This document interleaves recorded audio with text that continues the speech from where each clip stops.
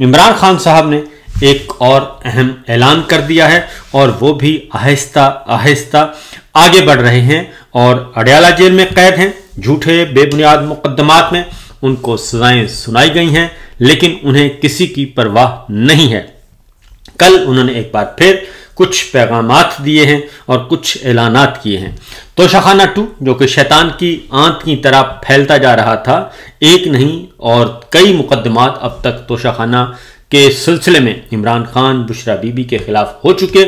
लेकिन वो घबराए हुए नहीं है, क्योंकि उनको भी पता है, हम सबको पता है कि ये बिल्कुल बेबुनियाद झूठे मुकदमात हैं। क्योंकि 78 साल तारीख में 78 ईयर्स की पाकिस्तान की हिस्ट्री, किसी के खिलाफ तोशाखाना का केस नहीं चला, बल्कि जो चले थे वो भी बंद कर दिए गए। तो मामला क्या है? कल एक तो तोशाखाना 2 का केस जुमे तक यानी कि कल तक मुलतवी कर दिया गया है और एक दिन वक्फा दिया जाता है और उसके बाद इस केस को दोबारा से लगा लिया जाता है और मुख्तलिफ गवाहों के बयानात रिकॉर्ड किए जा रहे हैं। और इनका बुनियादी मकसद क्या है? इसका बुनियादी मकसद ये है कि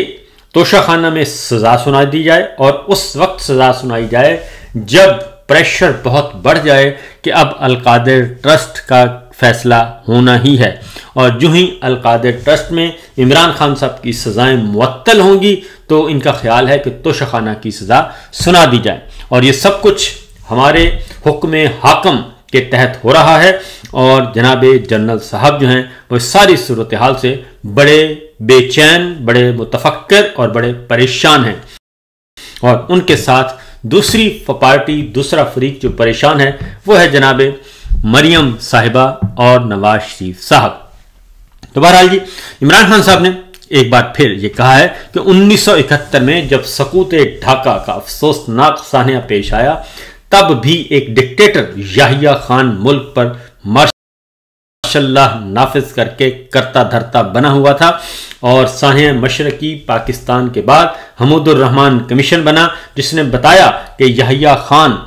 जो है उसने अपने जाती मफादात के लिए अब ऐसे फैसले किए जिससे पाकिस्तान 2 टुकड़े हो गया और पाकिस्तान 2 लख्त हो गया। हमूदुर रहमान कमीशन रिपोर्ट आला अदलिया समेत आर्मी, नेवी और एयरफोर्स के नुमाइंदों की तहकीकात के बाद बनाई गई और इन तहकीकात के दौरान सैकड़ों लोगों के बयानात रिकॉर्ड करवाए गए और 4 साल इस साहने की वजूहात की तहकीकात की गई, क्योंकि पाकिस्तान 2 लख्त जब हुआ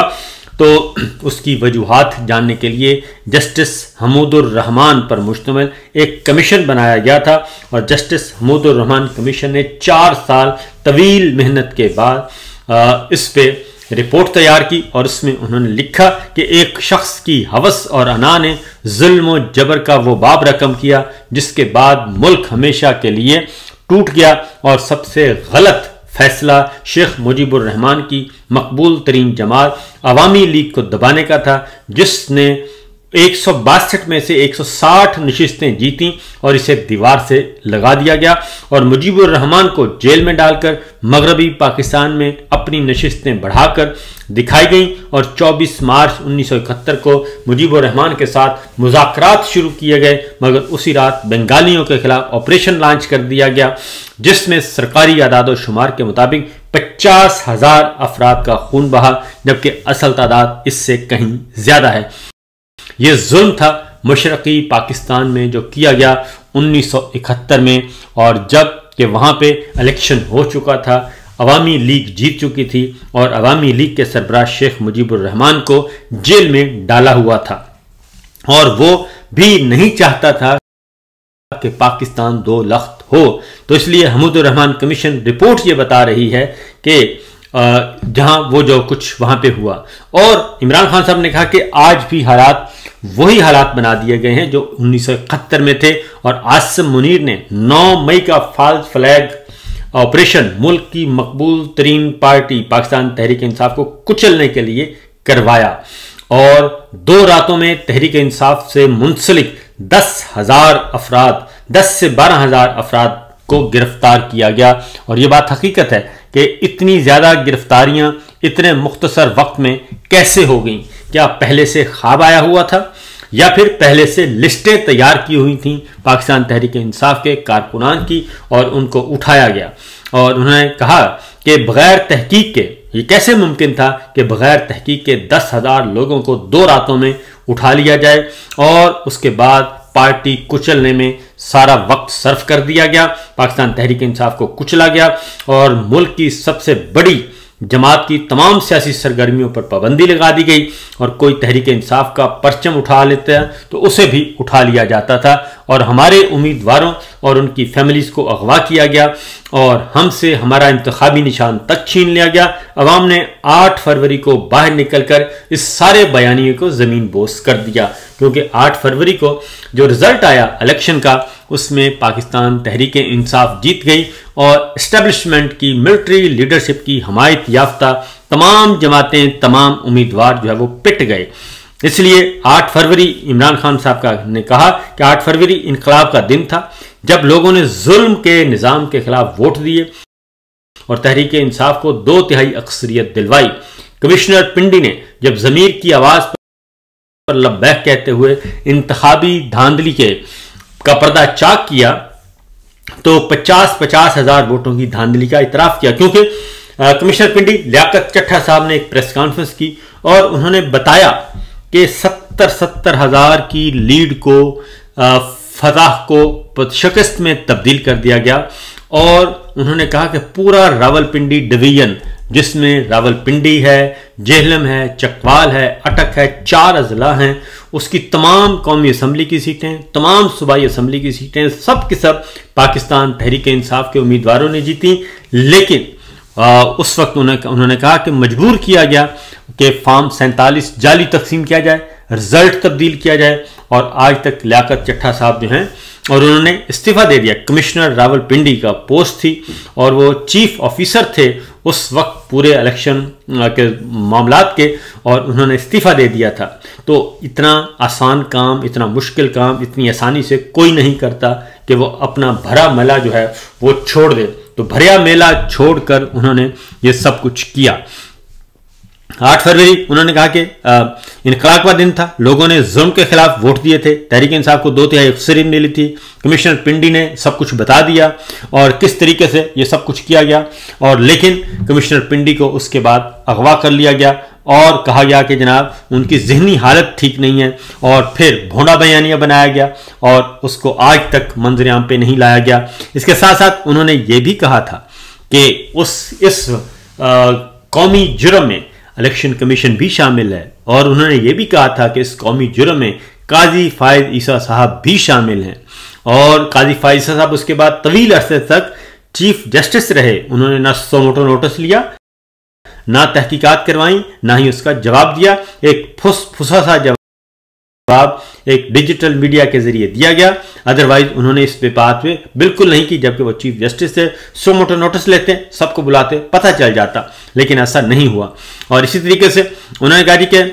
9 मई का जो 9 मई के असल मुजरिम वही हैं जिन्होंने सीसीटीवी फुटेज चुराई और अभी उस 9 मई का बहाना बनाकर जो नशिस्तें हमारे पास थीं बची थी वो भी नाजायज तौर पर 10-10 साल की सजाएं देकर हमसे छीनी जा रही हैं। बेशर्मी की इंतहा यह है कि सेनेटर एजाज चौधरी की सीट छीनकर इलेक्शन हारने वाले राना सनाउल्लाह को दे दी गई और ये सब सजाएं बिल्कुल नाजायज हैं और 2-2, 4-4 करके बेशर्मी से हमारी नशिस्तों पर कब्जा किया जा रहा है। इसलिए हमने ज़िमनी इलेक्शन का बाइकआउट किया, क्योंकि वो फिर से नशिस्तें चोरी कर लेंगे और इस इलेक्शन में हिस्सा लेना इन जाली सजाओं को मानने के मुतरादिफ होगा। मैं कौमी असम्बली की कमेटियों से इस्तीफ़ा पेश करने वाले तमाम मराआत से दस्तबरदार होने पर सबको खराज तहसीन पेश करता हूँ। और इमरान खान साहब ने एक अगला ऐलान भी कर दिया और उन्होंने कहा कि सेनेट की कायमा कमेटियों से भी इस्तीफ़ा दे दिया जाए और मैं कुछ दिन तक उन्होंने कहा कि अपने आइंदा का ऐलान करूंगा लाहे अमल का कि आगे हमने क्या करना है। लिहाजा सेनेट की कायमा कमेटियों से और कायमा कमेटियों की सरबराही से और मेंबरशिप से, रुकनीत से भी उन्होंने मुस्ताफ़ी होने का ऐलान कर दिया है और पार्टी को हिदायत जारी कर दिए हैं। इसलिए इमरान खान साहब अब आहिस्ता आहिस्ता अगले मरहले में दाखिल हो रहे हैं और वो मरहला इंतहाई ख़तरनाक, इंतहाई खौफनाक है। ख़ास तौर पे जनरल आसिम मुनीर साहब के लिए, मरियम साहिबा के लिए, शहबाज शरीफ साहब के लिए, नवाज शरीफ साहब के लिए, इन सब के लिए बहुत ख़तरनाक है। और एक और ऐलान किया है जी कल इमरान खान साहब ने, और वो किया कि मेरी बहनें जो हैं, मेरी बहनें अलीमा खान, नौरीन खान और डॉक्टर उज़्मा समेत और उनकी अहलिया बुशरा बीबी का सियासत से कोई लेना देना नहीं है। और उन्होंने वाज़ेह तौर पर कहा कि मैं अपनी बात पर कायम हूं और ये अलीमा खान बाहर आकर सिर्फ मेरा पैगाम पहुंचाती हैं और इनके खिलाफ मुहिम चलाना, किरदार खुशी करना इंतहाई जुल्म, अफसोसनाक है, बुज़दिली है और ये खौफजदा रजीम है। और उन्होंने कहा कि बुशरा बीबी का भी सियासत से कोई अमल दखल नहीं। बुशरा बीबी ने आज तक किसी विजिट, टिकट होल्डर या सेनेटर को नामजद करने का नहीं कहा और कोई सियासी पैगाम नहीं भेजती। वो कायदे तन्हाई में है, इनका बाहर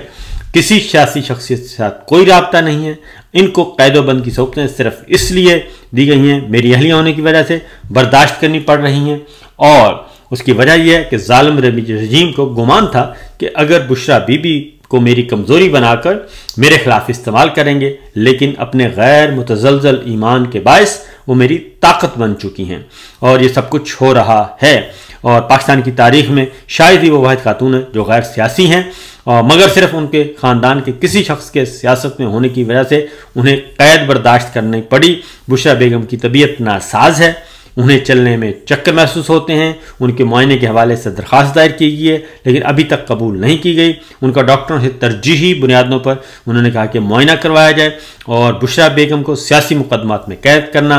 आसिम रजीम की अखलाकी और मजहबी गिरावट का सबूत है। और मुझ पर और मेरे ख़ानदान पर उन्होंने कहा कि इसलिए जुल्म किए जा रहे हैं कि आसिम मुनीर करवा रहा है सब कुछ और मुल्क में इस वक्त आसिम ला नाफिज है जिसने डाकू डफर अलायंस के तहत मुल्क चलाकर अखलाकियात का जनाजा उठा दिया है। अखलाकी पस्ती का सबूत यह है कि मेरे ख़ानदान की औरतों को भी निशाना बनाया जाता है।